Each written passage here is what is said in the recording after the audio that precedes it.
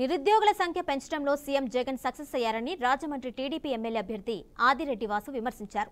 తాము అధికారంలోకి వచ్చిన తర్వాత మొట్టమొదటి సంతకం మెగా డిఎస్సీపై చంద్రబాబు సంతకం పెడతారని తెలిపారు. వైఎస్ఆర్సీపీ మేనిఫెస్టోలో నిరుద్యోగ యువతను పూర్తిగా విస్మరించారని ఆరోపించారు.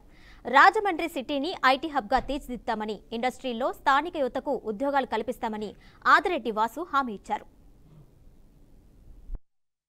ఈ రాష్ట్రంలో 6,16,000 మంది అన్ఎంప్లాయిడ్ యూత్, అంటే రాష్ట్ర సంఖ్యలోని మనం కానీ క్యాలిక్యులేట్ చేస్తే 6.15% ఈ రాష్ట్రంలో అన్ఎంప్లాయిడ్ యూత్ ఉన్నారు. Centre for monitoring Indian economy 35.1% unemployed youth అంటే ఇది భారతదేశంలోని సెకండ్ హైయెస్ట్. ఆంధ్రప్రదేశ్ జగన్మోహన్ రెడ్డి ఏం సాధించాడురా అంటే నిరుద్యోగ యువతిని సంఖ్య పెంచడంలోని నెంబర్ 2 కింద ఇది భారతదేశంలోని కీర్తి సాధించారు.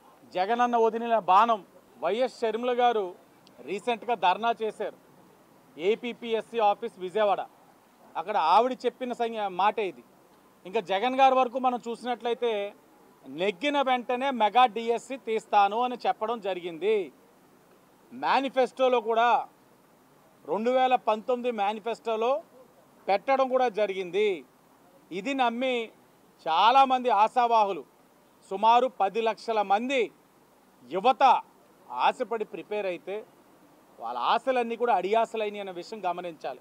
ఎన్డీఏ కూటమిగా మేము గమనించాం కాబట్టే ఎన్డీఏ కూటమి ఇచ్చిన మేనిఫెస్టోలో 2024 ఎన్డీఏ కూటమి అధికారంలోకి వచ్చిన వెంటనే మొట్టమొదటి సంతకం మెగా డిఎస్సి పైన పెట్టబోతా ఉన్నారు.